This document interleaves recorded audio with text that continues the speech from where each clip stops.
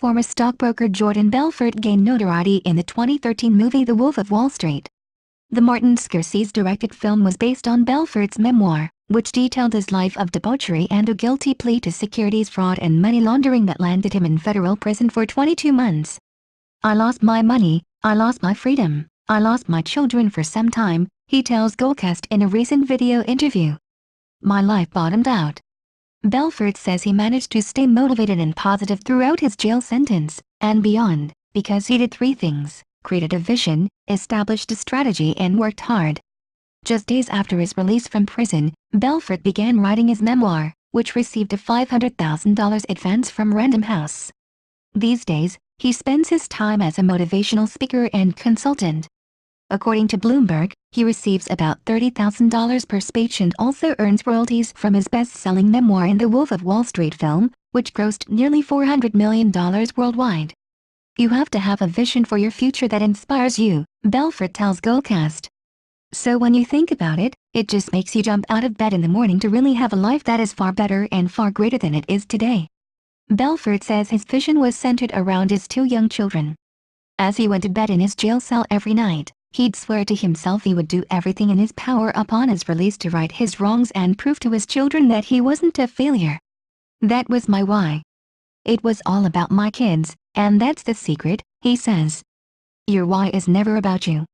Belfort notes that people are willing to do crazy things for a cause that they believe in but will only go so far for themselves. "That's why it's so important to have a vision," he says. "The second step is to have a game plan.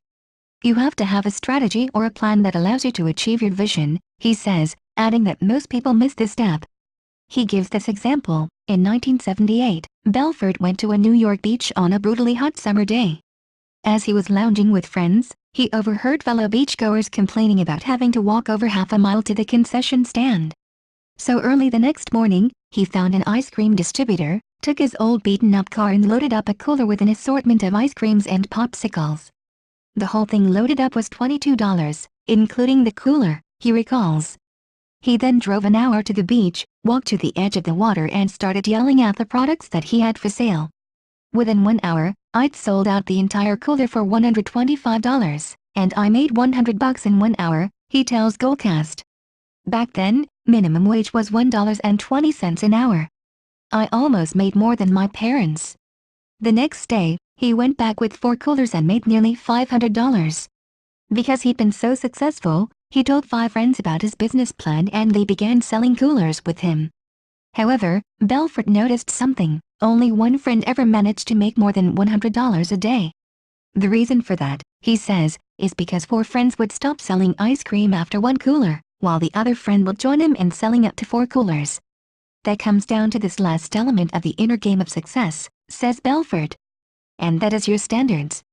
He says some people have a bold vision that sounds inspiring and grand, but they have low standards and aren't willing to do the work. He calls it champagne vision and beer standards. On the opposite end, there are people who are hard workers but who don't have an inspiring vision. Belfort says that the two must be on par. It's about having a match between your standards and your vision.